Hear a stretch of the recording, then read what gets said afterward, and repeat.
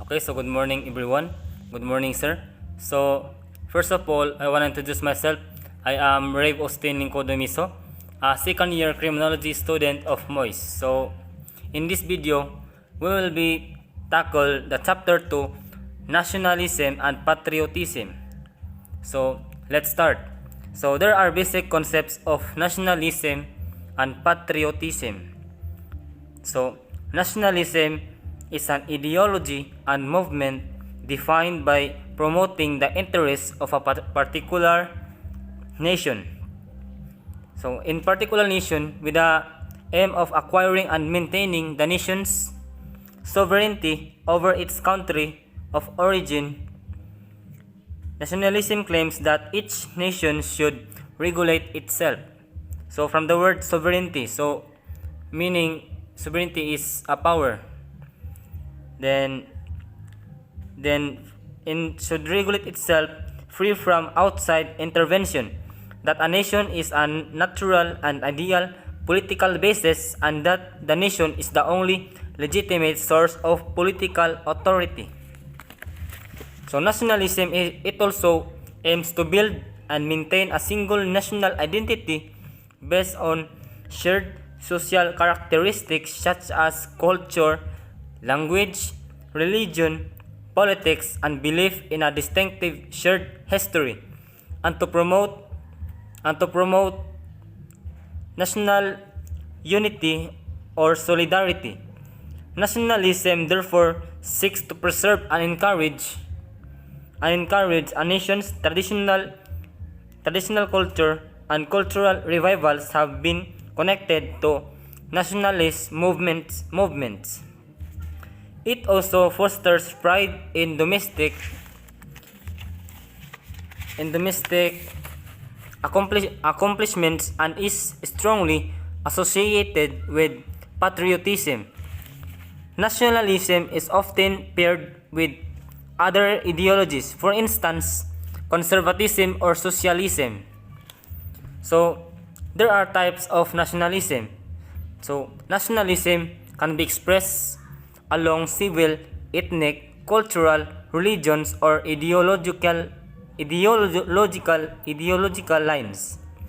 These self-definitions of countries are used to classify distinct kinds of nationalism, although these categories are not mutually exclusive, and many nationalist movements combine to differing degrees some or all of these components. So, first type of nationalism is called ethnic nationalism. So, the country is described from prior generations in terms of ethnicity and descent. It also involves the concept of a shared culture among group members and generally a shared language. The nation's membership is hereditary. The state derives political legitimacy from its status as the ethnic group's homeland and from its obligation to safeguard the partially domestic group and as a group to promote its family and social life. In contrast to Western opinions of a country defined by its geographic territory, theorist Anthony D. Smith utilizes the word ethnic nationalism for non-Western notions of nationalism. The word ethno-nationalism is usually used only in relation to nationalists who support an explicit ideology along these lines.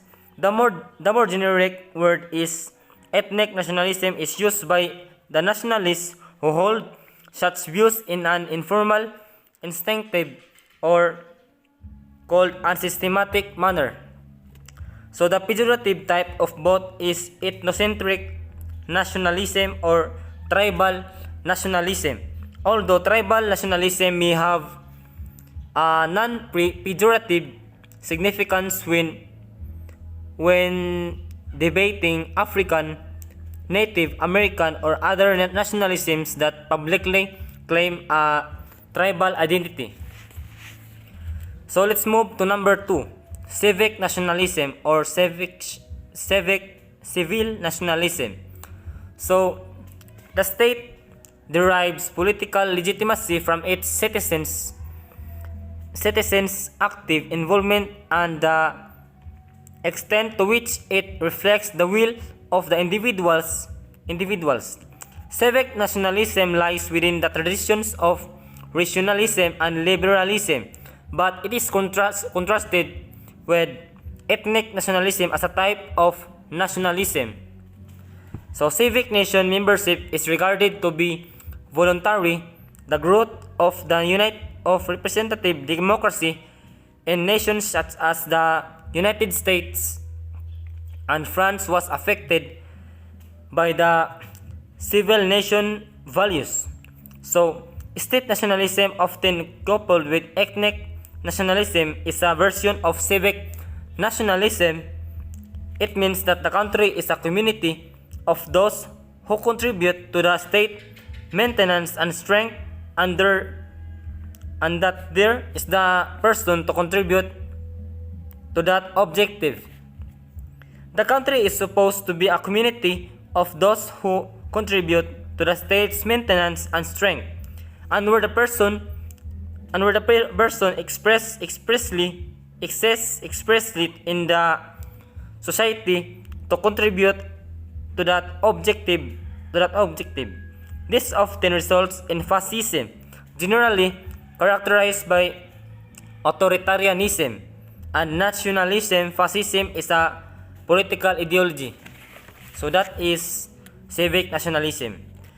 So let's move to expansionist nationalism, a radical form of imperialism that includes independent patriotic feelings with a faith in expansionism, generally through military aggression. The word was coined in the late 19th century as European powers indulged in the scramble for Africa in the name of domestic glory, but was most closely linked with militarist governments in the 20th century, including the Fascist Italy, Nazi Germany, the Japanese Empire, and the Balkan nations of Albania. So Bulgaria, Croatia, or Hungary. Nations are not believed to be equivalent to the right to self-determination. Some countries are believed to possess features or qualities that make them superior to others. Therefore, expansionist nationalism argues that the right of the state to expand its boundaries at the cost of its neighbors. So, let's move to number 4, romantic nationalism. So, it is otherwise known as an organic nationalism and identity nationalism. It is the form of ethnic nationalism in which the state derives political legitimacy as a result and expression of the nation's natural. It is based on the presence of a historical ethnic culture that meets the romantic idea. Romantic nationalism also expressed romanticism values and opposed the rationalism of enlightenment. A historical ethnic culture that meets the romantic ideal was emphasized by romantic nationalism. Folklore evolved as a romantic nationalist notion. So that is romantic nationalism. So let's move to cultural nationalism. The country is described by shared culture, not solely civic or ethnic. Chinese nationalism is an instance of cultural nationalism partially due to China's many national minorities. Membership in the nation is neither completely voluntary nor hereditary. However, a traditional culture can be more readily integrated into the lives of any person, particularly if the person can obtain his or her abilities at an early point of his/her own lives. Cultural nationalism has been defined as a variety of non-civil or ethnic nationalism. Then next is third world nationalism. So third world nationalism. Nationalist feelings are the outcome of opposition to colonial rule to survive and maintain a domestic identity. Next is number 7, liberal nationalism. So liberal nationalism is a kind of nationalism lately defended by political philosophers who think that a non-xenophobic form of nationalism compatible with liberal values of liberty, tolerance, equality, and individual rights can exist. It is asserted that in order to lead meaningful, independent life, people need a national identity, and those liberal democracies need domestic identity to work correctly. Liberal nationalists often defend the importance of domestic identity by stating that people need a domestic identity to lead meaningful,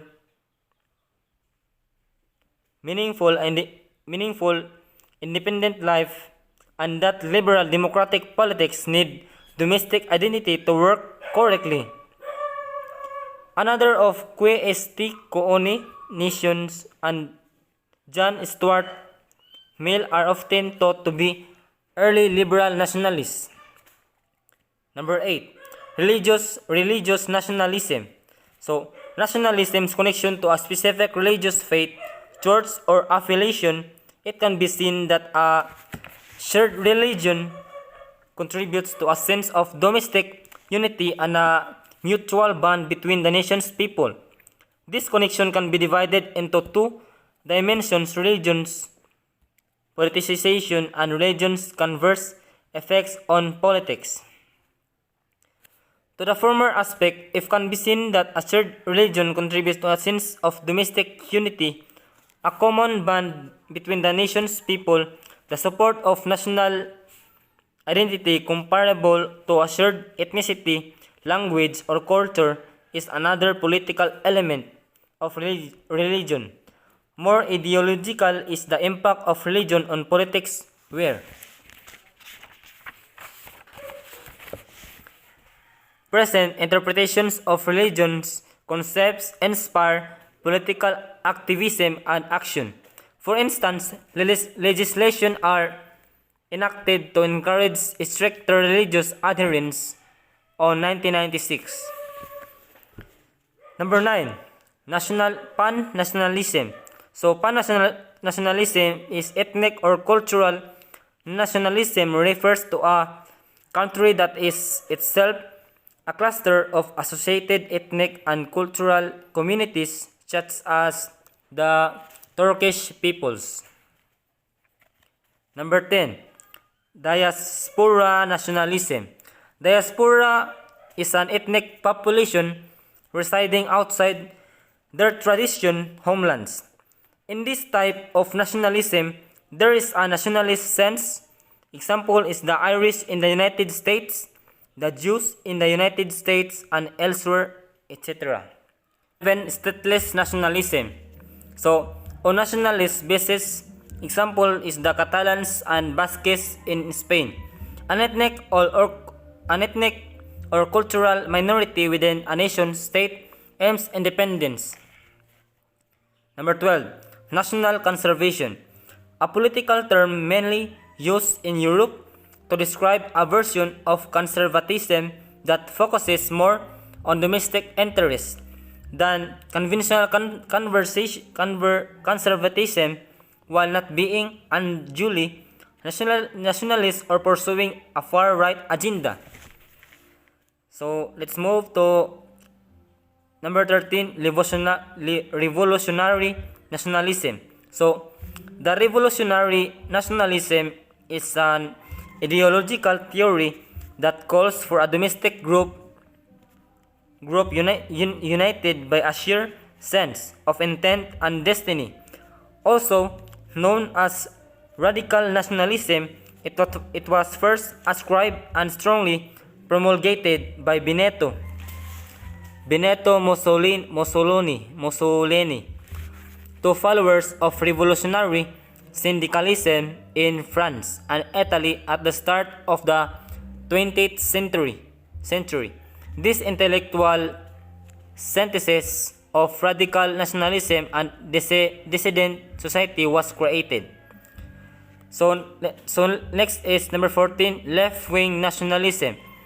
Left-wing nationalism, also sometimes referred as socialist nationalism, relates to any political movement combining left-wing or socialism with nationalism. Notable examples include the 26 July movement of Fidel Castro, which launched the Cuban Revolution in 1959, to oust the American-backed Fulgencio Batista, Ireland's Sinn Féin, Israel's Labor Zionism, and the African National Congress. So, next is patriotism. Patriotism or national pride is a sense of love, dedication, and attachment to a country and an alliance with other people who share the same impressions. This attachment can be a mixture of many distinct emotions including ethnic, cultural, political, or historical elements related to one's own country. It is predominant virtue linked to a nation's love, with a greater emphasis on values and beliefs. One who is patriotic will be willing to offer any sacrifice to his nation. He will never live alone, egotistically, for example, for the sake of his country. Patriotism, for the sake of his country, a soldier makes the ultimate sacrifice of his life. For a soldier makes the ultimate sacrifice of his life for no other reason than being a citizen of that nation. Patriotism is a dedication to one's nation. In essence, patriotism is a sense of attachment and dedication to a country, nation, or political community, or just country love.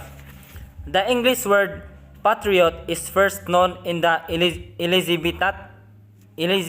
Elizabethan period.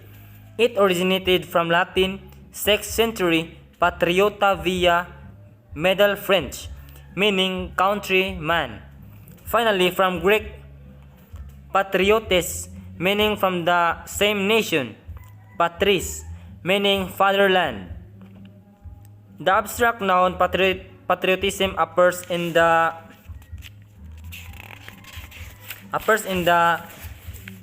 early 18th century.